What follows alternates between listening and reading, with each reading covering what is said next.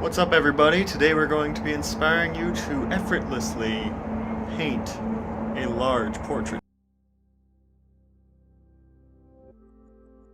So we're heading to one of my favorite places, your local arts and crafts store. I also use Winsor and Newton oil paints for my particular preference.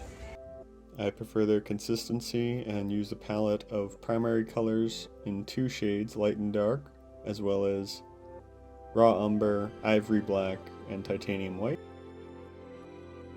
When I say effortless, it's because of two reasons. Number one, because you have passion.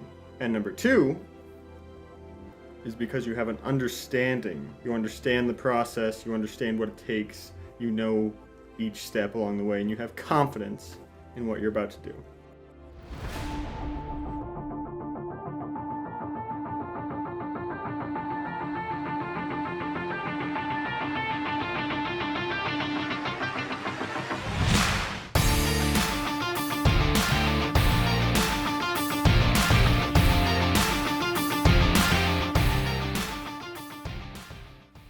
As you see here, I start with a base layer to block in where my figure goes. The spray is a terpenoid to bind and protect the charcoal. Then we go ahead and do a flat black background with a few textures and drips to make it look interesting and become the darkest point on the canvas. You always want to reset your palette every now and again to kind of get you a clean mindset, and remember to always focus on either the values, the darks and the lights, or whether you have to add red, yellow, or blue primary colors to your paint.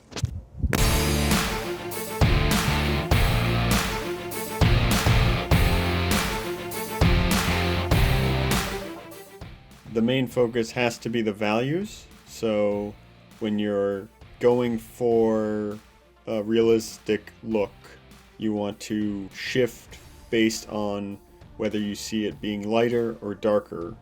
And in order to see that properly, in order to see it realistically in the true values, you have to compare everything to the marks you made before.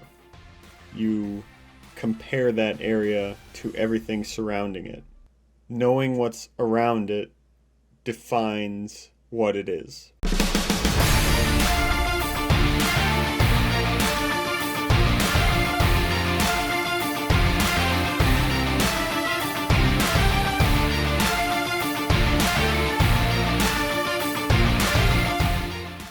Make sure you have good lighting and use the appropriate amount of medium. In my case, I use linseed oil.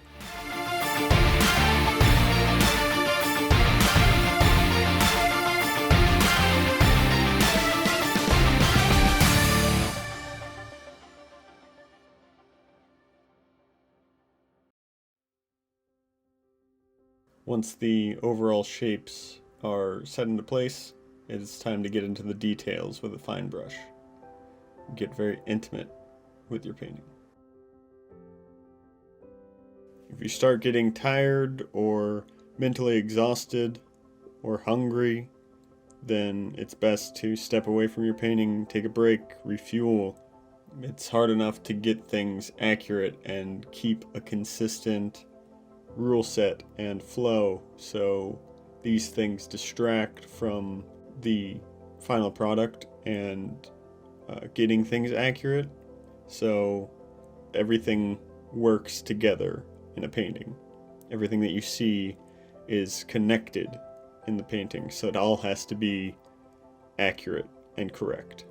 And if you start being exhausted, that all breaks down very quickly.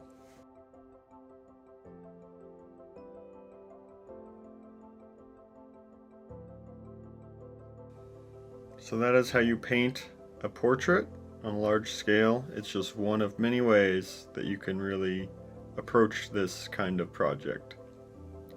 I use my method, and I've developed it over the course of 10 years to simplify every step,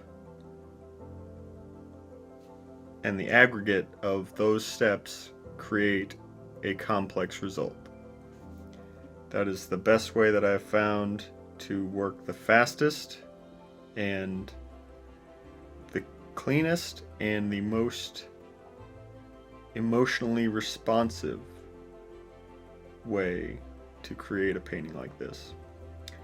And just to show the amount of confidence that I have that I could do this again whenever I want, we're going to have a little fun here with this next step. I hope you enjoy.